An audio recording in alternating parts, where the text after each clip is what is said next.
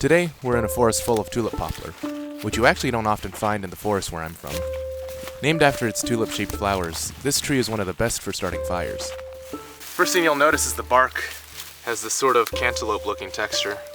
And when they're older, it almost resembles ash, but the inside of the ridges are sort of white and orange. And this bark is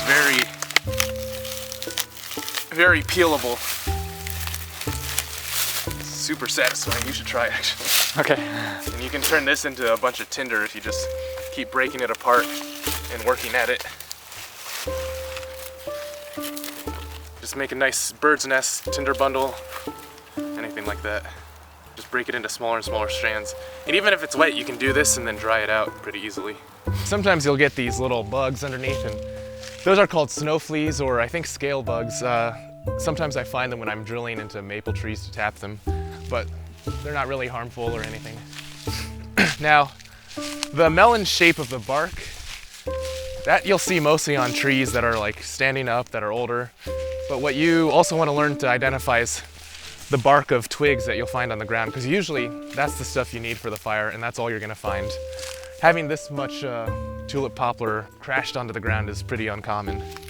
But if you do find the tree, you just look near the ground. A lot of times the branches have a tendency to fall off.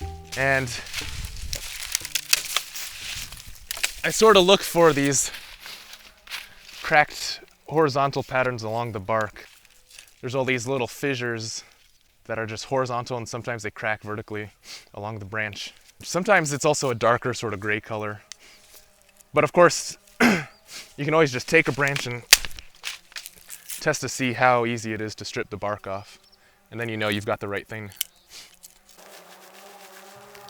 And after that, you can fluff it up into a nice fuzzy tinder bundle. The other good thing about this wood when it comes to fire is that not only is the bark great tinder, but the wood is very soft, and it's great for friction fire. So, see this wood, you can indent it. If you take your fingernail and press it into it, it'll make a mark. And that's how you know it's soft enough for a friction fire.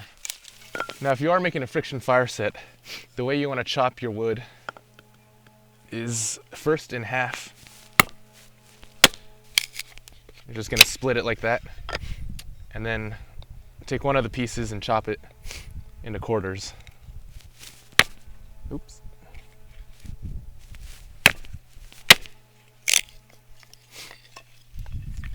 And you'll carve this down so it's flat, and this will become your baseboard, and these will be your spindles.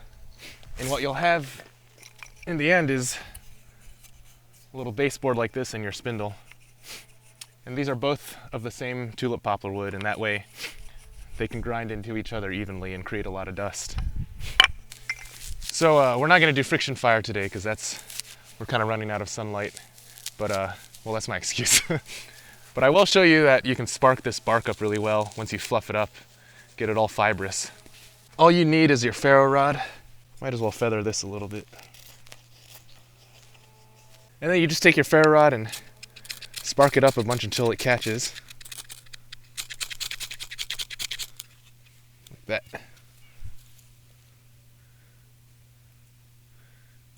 Let's see if Robbie can do it. We're gonna see if I learned anything from the Smokies trip. And it looks so easy when you did it that, like, you said the tip right here? Yeah, the back end. Back end? Okay. Is the key to do it fast?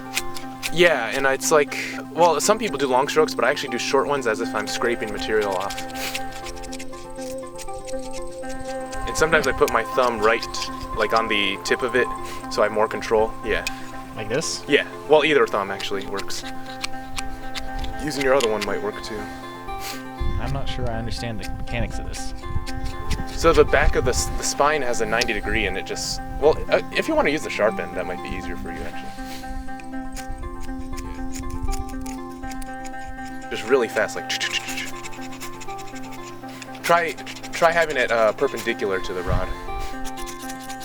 Oh, that, yeah.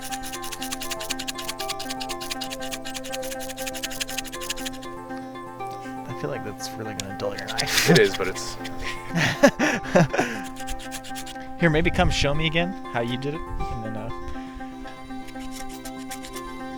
Oh, all right. Well, let me just see if I can get it going then. Yeah, once you see embers, just keep going. Oh, there you go. Is it going? Yeah.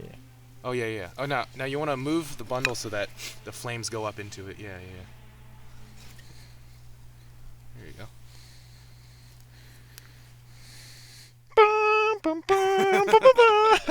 I had to sing the Green Ranger theme. Yeah, just Start a fire right in the middle of the yard. right next to a large fire. If you're actually starting a fire, you want a much larger tinder bundle. Oh yeah.